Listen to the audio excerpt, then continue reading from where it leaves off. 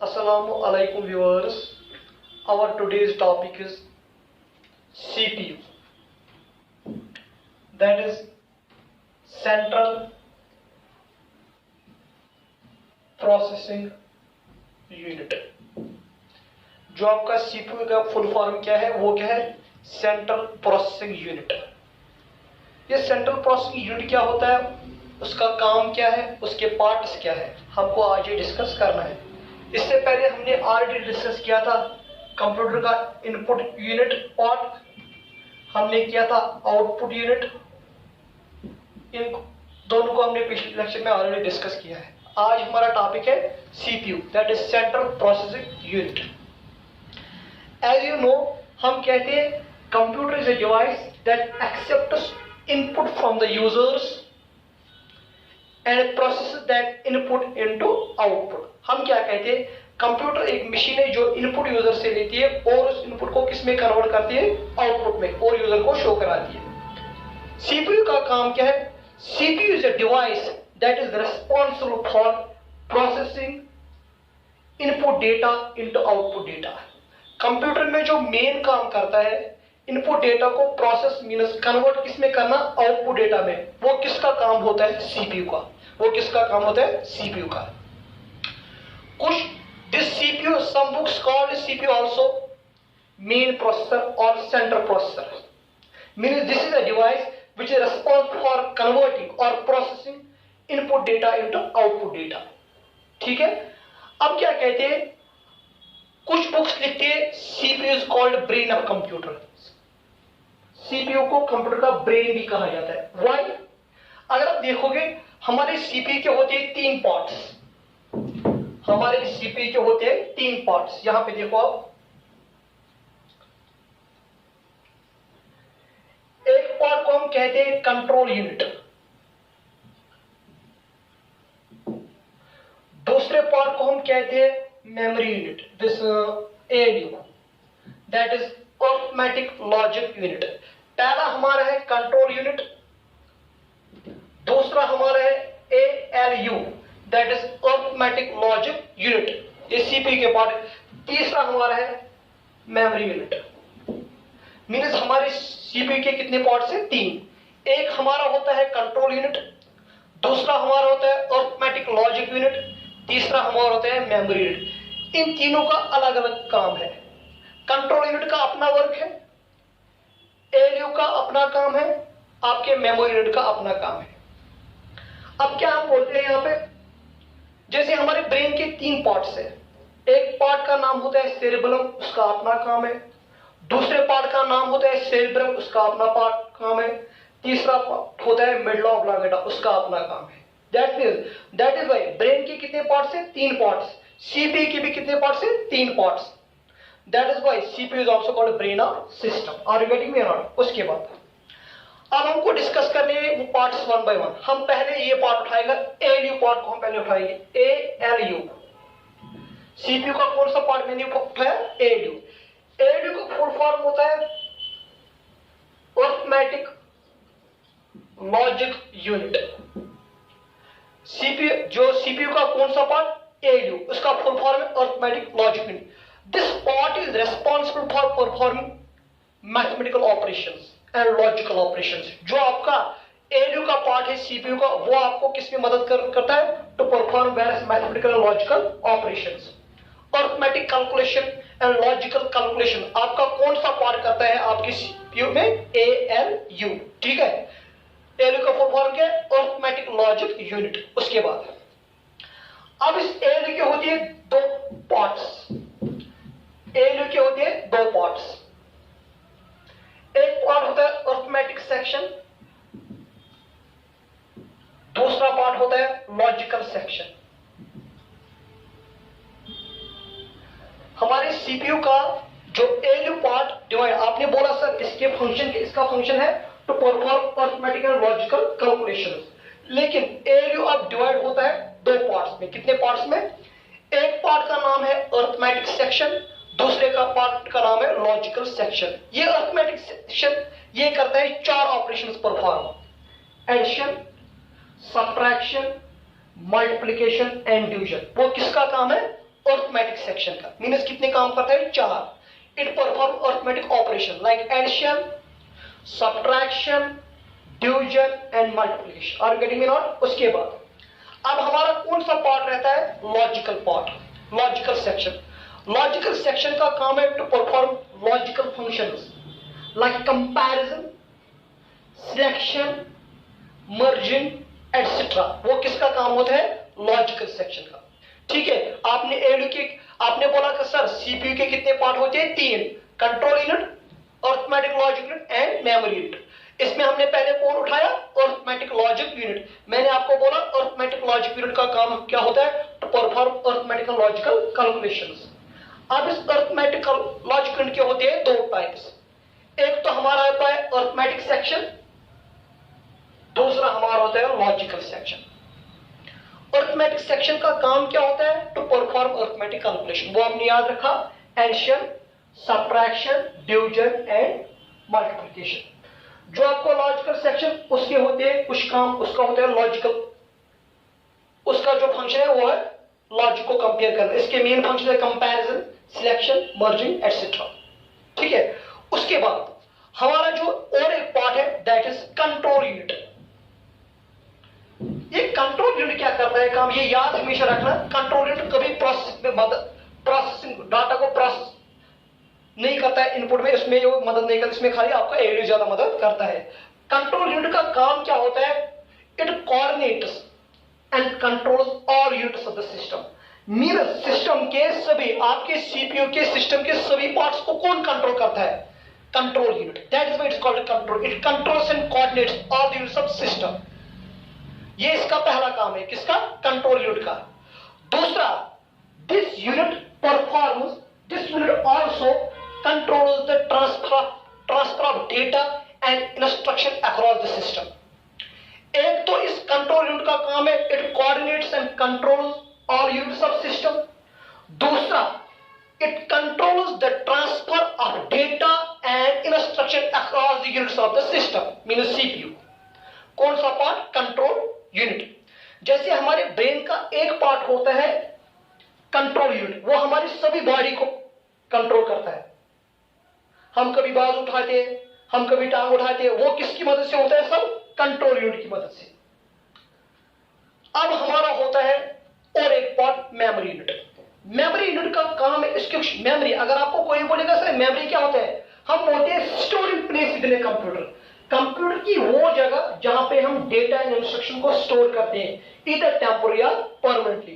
That part is called a memory part. That part is called memory unit. का काम क्या होता है?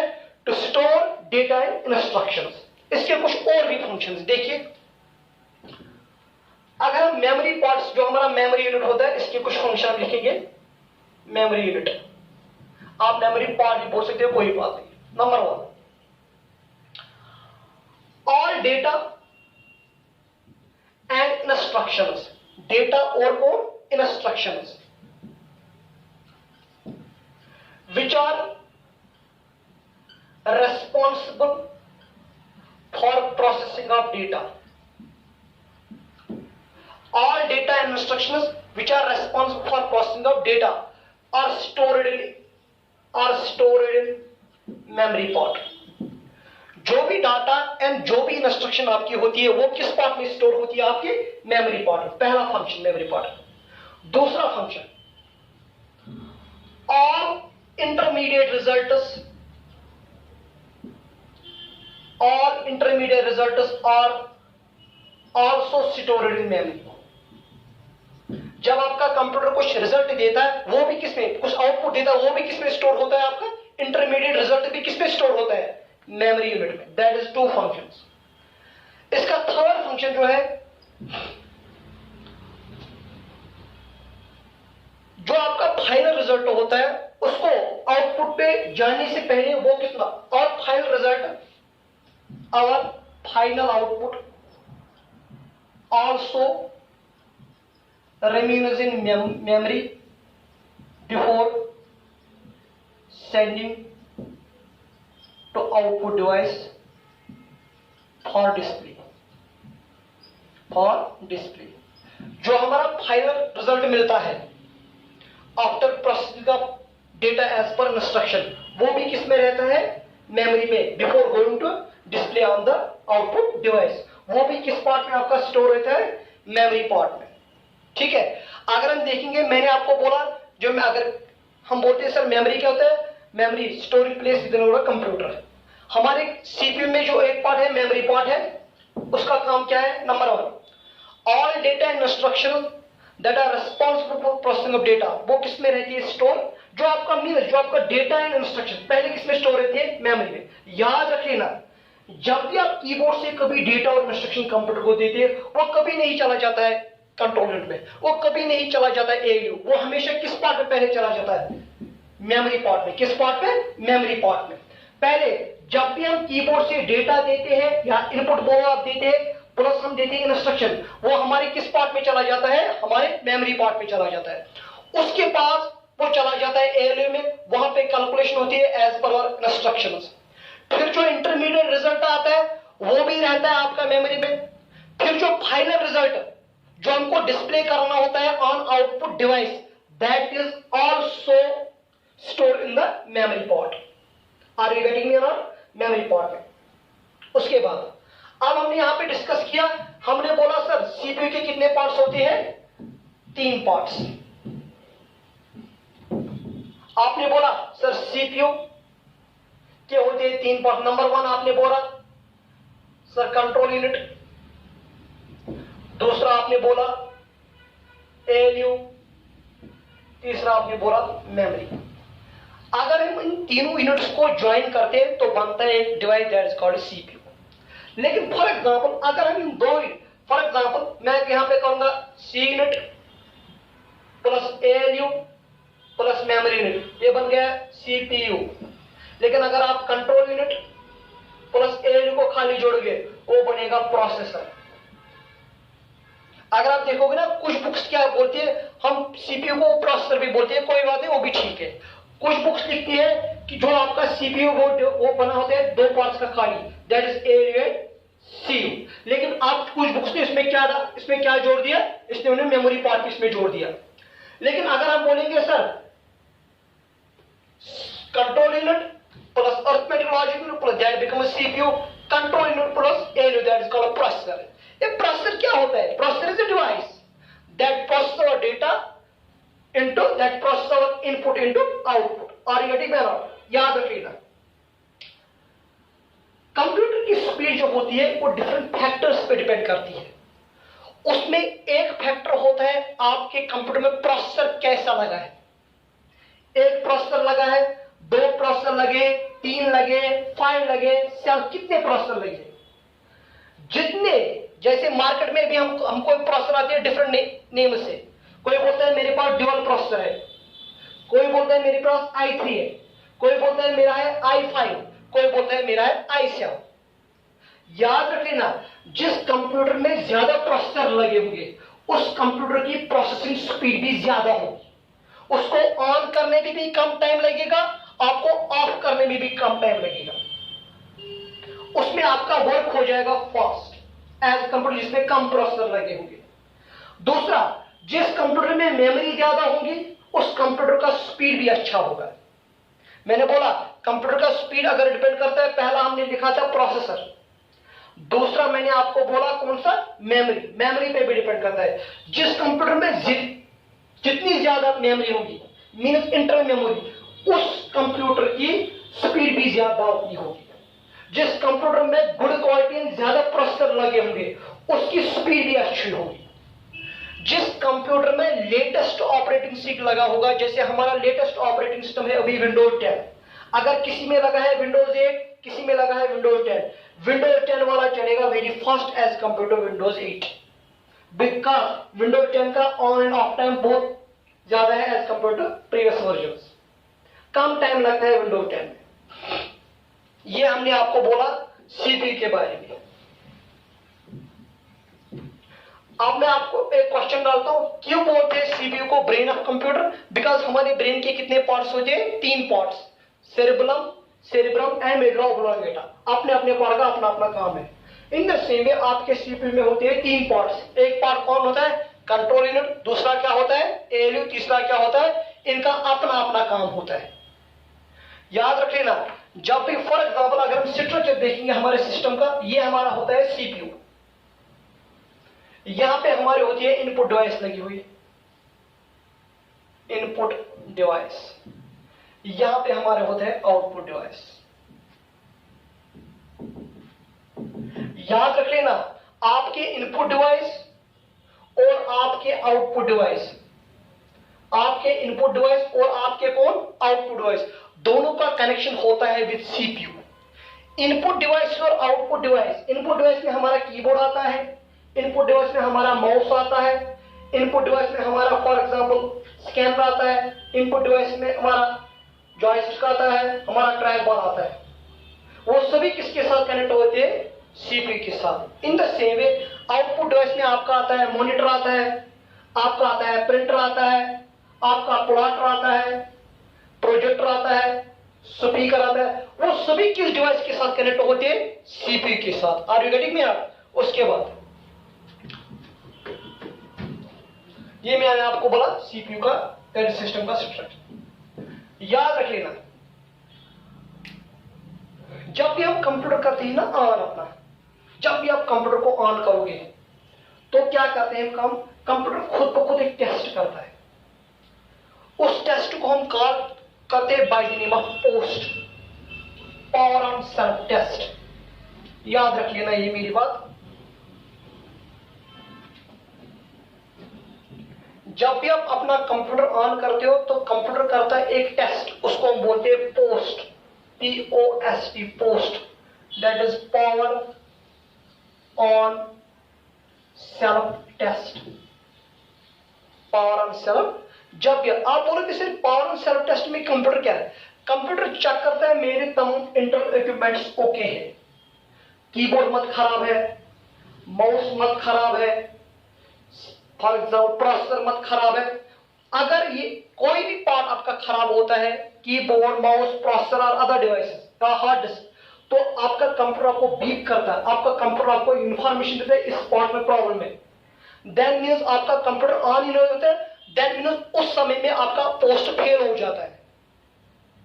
अगर कंप्यूटर को अपने पार्ट्स में कोई भी प्रॉब्लम मिलेगी, कीबोर्ड खराब है, प्रोसेसर खराब है, हार्ड है, आपका कंप्यूटर ऑन ही नहीं होगा, तो उस समय में आपका जो पोस्ट टेस्ट है वो नहीं हुआ पास, वो क्या हो गया? फेल। लेकिन अगर आपका कंप्यूटर प्रॉपरली ऑन हो गया, जब आपने ऑन किया, कंप्यूटर ने पहले टेस्टिंग की, तमाम इक्विपमेंट्स ओके, तो कंप्यूटर आपका ऑन हो जाएगा। कंप्यूटर चेक करता है both internal equipments as well as external equipments. अगर सब कुछ इक्विपमेंट्स ओके है जो कंप्यूटर के साथ लगे, तो आपका कंप्यूटर ऑटोमेटिकली ऑन हो जाता है। तो उस टेस्ट को हम क्या कहते हैं? पोस्ट। उस समय अगर आपका कंप्यूटर सक्सेसफुली ऑन हो गया तो हम कहते हैं पोस्ट हमारा पास हो गया। लेकिन अगर प्रॉब्लम हुई, कंप्यूटर ऑन ही नहीं हुआ, कुछ प्रोसेसर में प्रॉब्लम है, कुछ हार्ड डिस्क में, तो उस समय हम बोलते हैं हमारा पोस्ट क्या हो गया? फेल हो गया। Are you getting me now? उसके बाद पोस्ट का ये कभी कभी आपको इंटरव्यू में पूछते हैं, JKSRB में आप कभी एग्जाम देते हो या स्टाफ सिलेक्शन में एग्जाम देते हो या आपका CCC का एग्जाम होता है, तो वहां पे आपसे पूछते हैं सर ये पोस्ट क्या होता है, या आपका ऑब्जेक्टिव आता है पोस्ट का फुल फॉर्म क्या है, आपको याद होना चाहिए power on self test. Are you getting me? उसके बाद तो हमने अपने सिस्टम का जो स्ट्रक्चर, आज इस लेक्चर में हमने अपने स्ट्रक्चर सिस्टम का स्ट्रक्चर आज कंप्लीट किया। हमने पहले सिस्टम में होते हैं 3 पार्ट्स, इनपुट डिवाइस वो भी ओके कर दिया, आउटपुट डिवाइस वो भी हमारा हो गया, सीपीयू वो भी हमारा हो गया, दैट इज सीपीयू का फुल फॉर्म क्या है? Central processing unit. अब हमको क्या कर रहे हैं? हमको अपने क्लासिफिकेशन ऑफ कंप्यूटर्स, हमको कंप्यूटर को क्लासिफाई करना है। जो कंप्यूटर की क्लासिफिकेशन है, अब हमको कंप्यूटर को क्लासिफाई करना है। एक हमारी कंप्यूटर की हमें 3 क्लासिफिकेशन यहां पे पढ़नी है। एक तो करनी है कंप्यूटर की classification, classification of computer on the basis of size. दूसरा हमको पढ़ना है classification of computer on the basis of purpose. तीसरा हमने पढ़ना है classification of computer on the basis of working mechanism। ये हमको तीन क्लासिफिकेशन पढ़नी है। एक तो हमको पढ़ना है classification computer on the basis of size, size के हिसाब से कंप्यूटर के कितने टाइप्स है। दूसरा हमने पढ़ना है classification computer on the basis of purpose, purpose के हिसाब से कौन सा कंप्यूटर कहां पे यूज होता है। उसके बाद हमने पढ़ना है classification of computer on the basis of work, कौन सा कंप्यूटर कैसे वर्क करता है। ये तीन क्लासिफिकेशन हमको कर रहे हैं डिस्कस वन बाय वन। आज क्या करते हैं, आज का लेक्चर हम यहाँ पे एक काम करते हैं, हम इन क्लासिफिकेशन को इंशाअल्लाह हम इनको कल डिस्कस, अपने नेक्स्ट लेक्चर में मैं आपको ये डिस्कस करूंगा इन क्लासिफिकेशन के बारे में। बोलूंगा आपको कंप्यूटर को कैसे क्लासिफाई करना है। ठीक है, आज के लिए इतना ही। अल्लाह हाफिज।